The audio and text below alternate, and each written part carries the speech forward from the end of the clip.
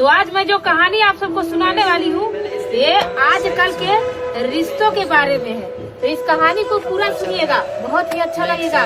और इस कहानी में आपको आजकल के रिश्ते एकदम झलक जाएंगे। एक पेड़ पे एक चिड़ा और चिड़ी दोनों रहते थे। चिड़ी ने एक दिन चिड़े से कहा कि अगर कभी मौसम की तरह तुम्हारा मन बदल गया और तुम मुझे छोड़कर उड़ गए तो मैं अकेली कैसे रहूंगी। चिड़े ने कहा, नहीं, मैं तुम्हें छोड़कर कभी नहीं जा सकता। तो चिड़ी ने कही, कोई गारंटी तो नहीं, हो सकता है कभी छोड़कर मुझे चले जाओ। तो चिड़ी ने अपना पंख तोड़ लिया और कहा, ले, आज मैंने अपना पंख तोड़ लिया, अब मैं कभी नहीं उड़ पाऊंगा और हम दोनों हमेशा नहीं जुदा होंगे, हमेशा यहीं पे रहेंगे।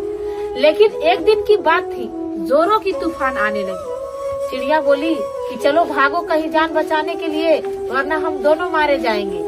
तो चिड़े ने कहा कि तुम तो जानती हो ना कि मेरे पंख टूटे हैं, मैंने जा नहीं पाऊंगा, इसलिए जाओ, तुम उड़ जाओ, अपना जान बचा लो, मुझे छोड़ दो। ये बात सुनकर चिड़िया बोली, ठीक है, तुम अपना ख्याल रखना। और वो उड़ गई।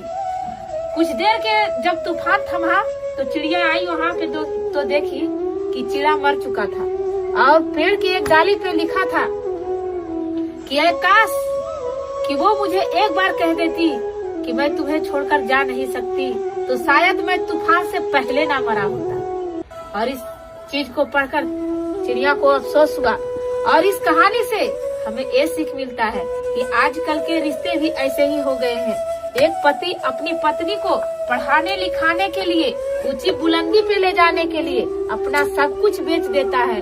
दुनिया की तानों का परवाह नहीं करता, दुनिया उसे क्या नहीं कहती, लेकिन सबको अनदेखा करके अपनी पत्नी को आगे बढ़ाता है।